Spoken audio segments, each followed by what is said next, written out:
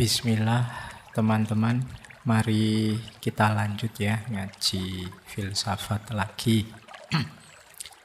Malam hari ini kita masih ada di tema gaya hidup. Malam hari ini kita sedikit akan membahas tema minimalisme. Nah, kita belajar sekarang filosofi dari minimalisme. Yang pertama, filsafat cukup. Hidup ini sebenarnya tidak mengejar lebih kalau kita tidak ingin masalah. Kata Sokrates, rahasia bahagia, engkau tahu, tidak ditemukan dalam mencari lebih banyak, tetapi dalam mengembangkan kapasitas untuk bisa menikmati lebih sedikit. Jadi kamu latihanlah bukan punya banyak hal yang kamu inginkan, tapi latihanlah bisa menikmati yang lebih sedikit dari yang kamu miliki. Itu akan membuatmu bahagia. Jadi kembangkan dirimu ke level bisa menikmati yang sedikit. Bukan ke level punya banyak hal. Punya banyak barang. Nah, nanti kalian akan bahagia. Jadi kalau fokusmu hanya memiliki sesuatu, tadi kamu merasa berarti dengan punya banyak, ayo sekarang latihan, kamu tetap merasa berarti meskipun punya sedikit. Ini namanya bisa menikmati yang sedikit. Merasa cukup dengan yang sedikit. Selanjutnya kata Sokrates, dia yang tidak puas dengan apa yang dia miliki, tidak akan puas dengan apa yang dia ingin miliki.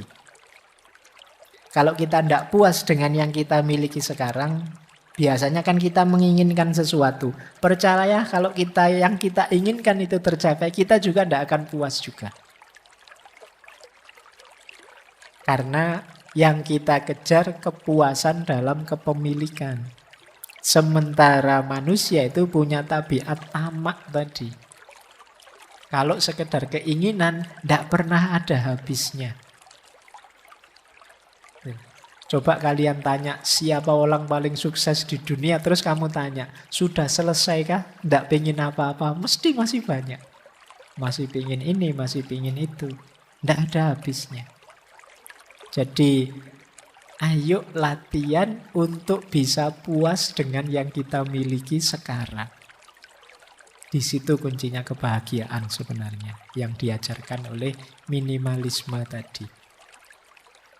Dan ini dikuatkan oleh Lao Tzu yang bilang orang yang merasa cukup dengan yang ia miliki adalah orang kaya. Jadi definisi kaya menurut Lao Tzu itu ya orang yang merasa cukup. Jadi kalau ada yang banyak, sampean ini orang kaya apa orang miskin? Itu jawabannya bukan kamu punya apa, hartamu berapa, tapi kamu puas atau tidak dengan yang kamu miliki sekarang. Kalau kalian merasa puas dengan yang dimiliki sekarang, kalian orang kaya. Jadi tidak usah nunggu nanti lulus, nunggu S2 jadi dosen, terus gaji besar, terus bisa macam-macam, beli macam-macam, baru kamu berani mengklaim kaya. Sekarang juga kamu bisa jadi orang kaya. Dengan menerima apapun, menyukai apapun yang sekarang kamu miliki. Itulah orang kaya. Dan dikuatkan oleh Gandhi. Kalau kata Gandhi, hiduplah dengan sederhana agar orang lain juga dapat hidup. Kalau ini mikir orang lain. Kalau semua orang serakah, ya nanti isinya konflik tabrakan. Kita harus ngerti kapan kita berhenti. Sudah, saya sampai ini saja. Biar yang lain dapat space. Kalau hari ini kan orang yang kaya misalnya relasinya banyak, ya tambah jaya, tambah jaya, tambah jaya. Yang lain tidak kebagian space, tidak kebagian ruang untuk berkembang. Nah, sekarang dibalik, saatnya kita berbagi. Meskipun sekedar berbagi waktu, berbagi ruang, berbagi kesempatan untuk yang lain. Dengan kita berhenti mengikuti ketamaan kita. Jadi rumus filosofis pertama, hidup minimalis itu merasa cukup. Kita kaya sudah dan tuntas hidup kita. Yang kedua, rumusnya minimalisme itu adalah keinginan. Nah, tadi kita diminta membedakan antara keinginan dan kebutuhan. Ada quotes dari Diogenes, teman-teman mesti hafal filosof nyentrik ini. Kata dia, sifatnya dewa-dewa itu tidak butuh apapun. Karena dewa sudah mampu segalanya. Nah, berarti apa? Kalau kamu ingin meningkat kualitasmu seperti dewa, kamu tidak usah menginginkan apapun. Jadi kalau istilahnya Diogenes, God-like person, manusia yang seperti dewa. Mungkin teman-teman pernah dengar istilah manusia setengah dewa. Setengah saja ya, karena kalau sepenuhnya nanti berat. Manusia setengah dewa itu bukan manusia yang mampu segalanya, enggak. Kalau versinya Diogenes, manusia yang mampu tidak menginginkan apa-apa. Jadi yang mampu mengendalikan keinginannya. Ini manusia setengah dewa. Kenapa setengah dewa? Karena manusia itu kecenderungannya tamak, ingin memiliki apa-apa.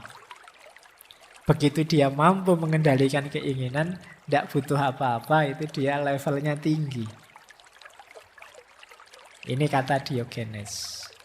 Atau ada dua quotes yang terkenal dari Arthur Schopenhauer.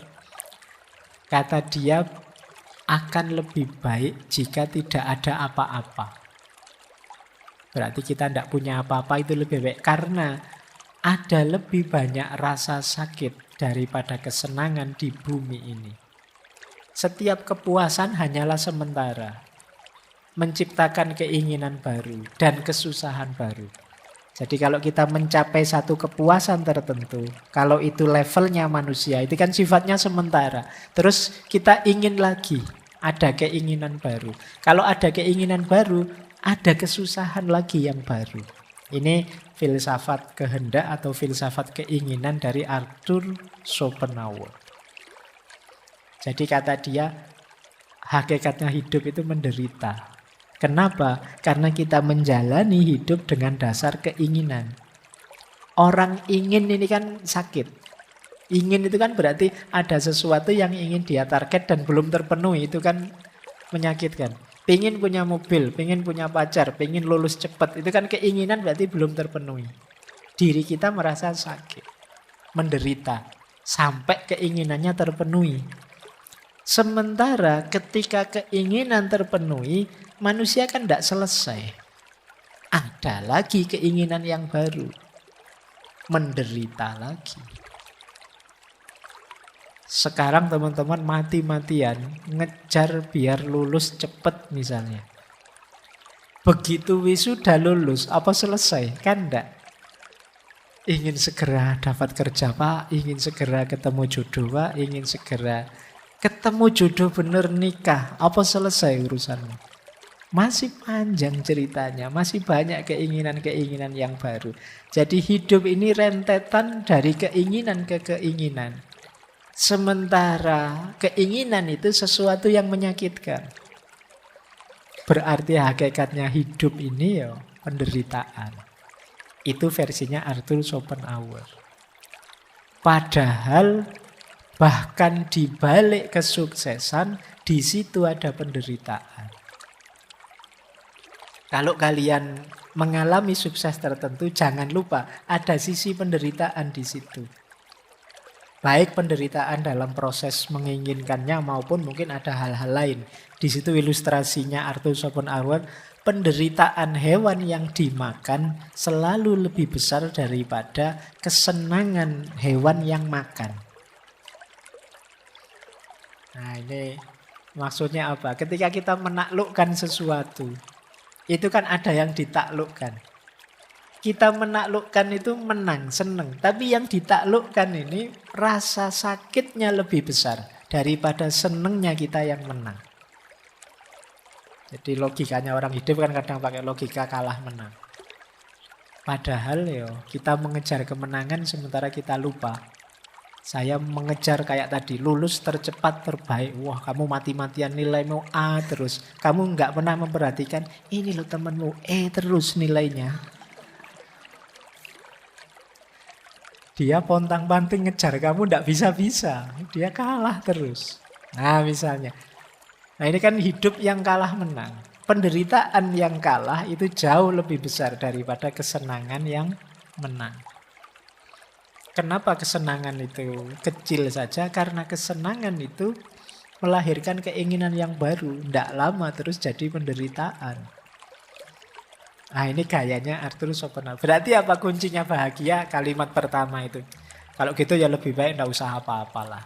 Tidak usah ingin macam-macam. Nambah masalah. Nah itu dasar filosofinya minimalis. Oke, saya lanjutkan. Nah, ini beberapa juga saya ambil dari stoikisme. Banyak orang tadi saya bilang mengaitkan minimalisme dengan stoikisme. Karena memang gagasan-gagasan stoikisme itu banyak yang relate dengan minimalisme. Misalnya itu ada kalimat dari Epictetus. Kekayaan itu tidak terdiri dari memiliki banyak harta, tetapi memiliki sedikit keinginan. Nah ini tadi sudah dijelaskan ya, cirinya orang kaya. Terus kebalikannya kata Seneca, bukan orang yang memiliki terlalu sedikit, tetapi orang yang menginginkan lebih. Itulah miskin. Selama kita masih ingin macam-macam dan belum keturutan, sebesar apapun harta kita, kita hitungannya masih miskin. Terus kalau ini Marcus Aurelius, energi dan waktumu sama-sama terbatas. Jadi jangan sia-siakan mereka pada apa yang dilakukan, dipikirkan, dan dikatakan oleh orang-orang yang tidak penting dalam hidupmu. Jadi ini berhubungan dengan hubungan kita dengan yang lain. Tadi kan saya bilang awas salah persepsi, minimalisme itu tidak hanya barang, termasuk juga orang. Kalau di antara keinginan kita adalah disenangi semua orang, dipuji semua orang, dan kita mati-matian menuju ke sana, kalau versinya Marcus ini ya kita sedang memboroskan energi dan waktu kita. Eman-eman. Ayo kita gunakan saja untuk yang manfaat. Biarlah ada orang tidak setuju, tidak suka. Asal kita yakin ini baik kok. Asal kita yakin ini sudah benar menurutku. Jalan saja. Kenapa? Ya kalau kita ngeladeni komennya orang, kata-katanya orang, tidak ada habisnya. Tidak mungkin semua orang seneng. Tidak mungkin. Pak, saya lihat ngaji filsafat itu kelihatannya seneng semua. Iya, viewernya sedikit. Yang tidak seneng tidak ngomong, males, apa, tidak berpengaruh. Jadi tidak mungkin semua orang seneng. Pasti ada yang tidak seneng. Ya, kalau ngaji filsafat mungkin yang tidak seneng tidak ngomong juga, tidak keluar juga. Ya mereka tidak seneng gitu aja. Jadi tidak usah fokus ke sana. Kalau mikir ke sana nanti jangan-jangan waktu dan energimu habis untuk yang tidak penting. Pernah enggak kalian habis posting sesuatu terus bolak-balik kamu tengok yang nge-like berapa ya? Yang sudah nonton view berapa ya? Kalau kamu sering begitu ya kemungkinan energi dan waktumu habis. Sudah kalau kamu anggap postinganmu penting, posting saja. Selesai. Terserah orang apresiasi atau malah buat kontroversi, ngeritik, ya monggo saja. Tapi saya tahu yang saya posting ini baik. Nggak usah ngukur komentarnya orang dan lain sebagainya. Nah, ini nasihatnya Markus. Bersih-bersihnya juga, ini termasuk contoh bersih-bersih orang lain yang tidak penting. Maka dilanjutkan oleh Markus dengan memprioritaskan hal-hal yang tepat, keluarga, teman, usaha, kesejahteraan, engkau akan menemukan kepuasan dan harmoni. Jadi kalau tadi sudah bersih semua, barang yang tidak penting, teman yang tidak penting, situasi yang tidak penting sudah bersih, di situ kita ketemu harmoni dan kepuasan dalam hidup. Baik. Ini filosofi selanjutnya. Nah, filsafat minimalisme lagi berhubungan dengan menemukan yang lebih hakiki dan berguna. Jadi tadi intinya kan ini sebenarnya, kenapa sih harus dibersihkan, dibuang, diseleksi, dibagikan? Karena tidak hakiki atau tidak berguna.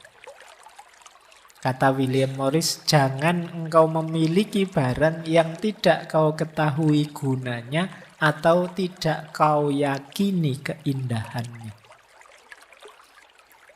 Jadi parameternya dua malah ini, guna dan keindahan.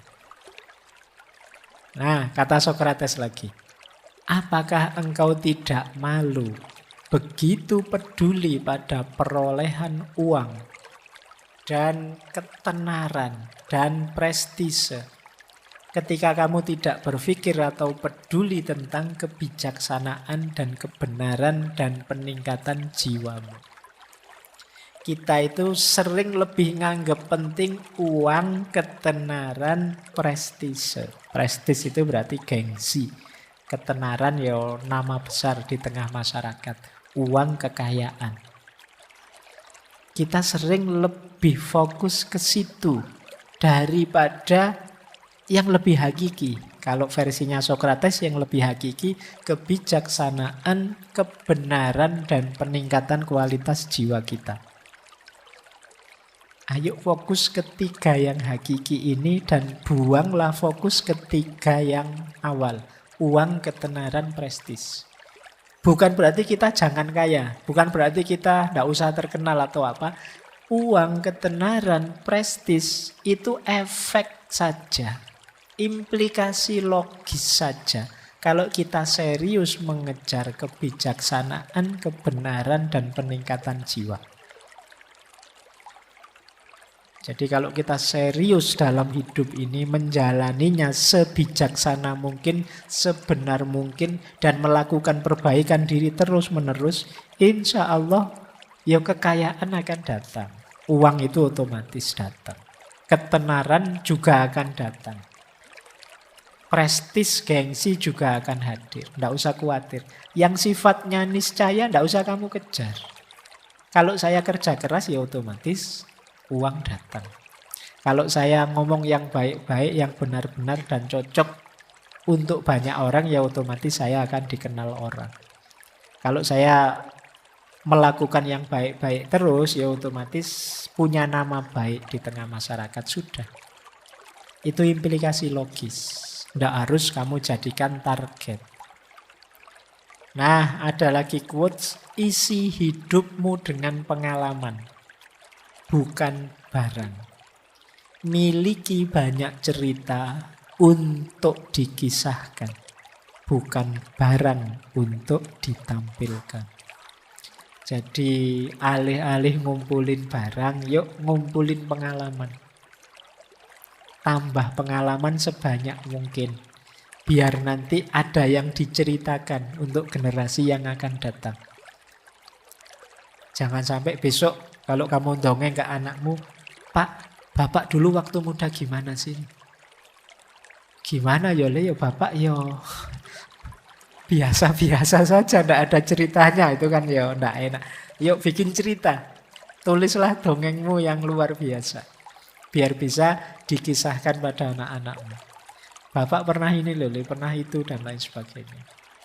Jangan sampai bingung sendiri kamu. Yo bapak yo sekolah, terus kerja, terus kawin, terus kamu lahir. Cokopet ceritanya. Nggak ada yang istimewa. Nah, jadi ayo mengoleksi kisah-kisah hebat tentang diri kita. Tidak sekedar mengoleksi barang-barang untuk dipamerkan. Jadi kita masuk ke yang lebih hakiki dan bermakna. Filsafat yang terakhir, jangan memperumit hidup. Nah, ini ada kalimat dari Konfusius ya. Hidup ini sederhana, tetapi kitalah yang ngotot untuk membuatnya rumit. Jadi ada lagi satu kalimat dari Carver itu. Saya tidak mengatakan tidak karena saya sangat sibuk. Saya mengatakan tidak karena saya tidak ingin terlalu sibuk. Ini maksudnya tidak ingin terlalu ruwet, tidak ingin terlalu rumit. Jadi ini nasihat dari Konfusius, hidup ini sederhana, kita seringkali bikin rumit, bikin ruwet. Kadang-kadang kita itu kan rumit, misalnya masuk ke sini saja, nyari tempat duduk saja kadang mikir, ini saya harusnya nyari yang deket tembok, karena kalau deket tembok saya bisa sandaran. Kalau sandaran bisa lebih anu. Tapi nanti kalau sandaran ngantuk gimana? Dilihat orang banyak, malu juga ya. Kalau begitu sandarannya yang biasa saja agak miring gitu. Tadi ruwet, wong tinggal masuk duduk saja, mikirin jelimet. Mau masuk ke sini mikir, ini saya harus datangnya tengah-tengah biar nggak terlalu nyolok. Kalau duduk terlalu depan malu dilihat Pak Faiz, terlalu belakang nggak dengar. Agak tengah-tengah asal nggak anu. Kita terlalu jelimet, terlalu rumit memikirkan hidup. Ada quotes itu yang saya ambil menarik, yang judulnya Why Complicate Life? Kenapa sih kita bikin hidup itu ruwet? Missing somebody, kalau kangen dengan seseorang ya call, teleponen. Kalau tidak diangkat ya nasib. Iya. Ya tapi kan kamu lega daripada bolak-balik rindu neng yo. Kamu sakit sendirian. Wanna meet up, ingin ketemu ya diundang. Kalau dia tidak datang ya tidak apa-apa. Tapi kan diundang tidak datang ya sudah. Kalau kamu ingin dipahami orang ya jelaskan. Kalau kamu punya pertanyaan ya tanyakan. Kalau kamu tidak suka bilang saja. Kalau kamu suka ya ucapkan. Kalau kamu ingin sesuatu minta. Kalau kamu cinta seseorang katakan. Ya kan? Wong tinggal bilang aja cik ruwet deh kamu itu. Ya kan? Tinggal bilang aku suka, aku senang, aku cinta. Selesai. Urusan ditolak, tidak ditolak belakangan. Tapi kan kamu lega sekarang. Sudah bilang. Kadang-kadang kan kamu mikir terus ini. Waduh gimana ya. Rasa ini ku bawa kemana. Ya salahmu dewe. Kamu bikin ruwet hidupmu sendiri. Nah, minimalis juga begitu prinsipnya. Sederhana saja, simple saja. Tidak usah terlalu dibikin ruwet. Tidak lulus kuliah ya diulang. Kan selesai. Kamu mikir panjang-panjang ya aslinya tidak lulus ya gimana lagi. Ya kan? Lapar ya makan, haus ya minum kan gitu. Pak saya pingin puasa Pak tapi tidak kuat, khawatir sakit ini sakit itu dan lain sebagainya. Ya sudah kalau tidak kuat kan banyak konsesi-konsesi. Agama saja ngerti tidak dibikin ruwet. Saya sholat tidak kuat berdiri ya duduk, tidak kuat duduk ya berbaring. Tidak kuat berbaring ya pakai isyarat. Itu kan mikirnya simple, tidak ruwet. Kita yang suka membuat ruwet apa-apa banyak hal. Jadi mau apa saja diskusi dulu panjang lebar. Akhirnya kegiatan tidak jalan-jalan. Rapat lama-lama keputusannya kita rapat lagi ya. Lah terus tadi rapat itu ngomong apa kok terus rapat lagi. Jadi itu kita suka memperumit persoalan. Yuk mikir simpel saja, jangan rumit-rumit. Biar tidak habis waktu, biaya, tenaga, energi untuk yang tidak penting. Nah tentang yang ini boleh nanti dibuka ketika kita membahas overthinking. Overthinking itu jenis ketika kita memperumit sesuatu yang sebenarnya simple. Baik, saya kira itu untuk malam hari ini. Kurang lebihnya mohon maaf.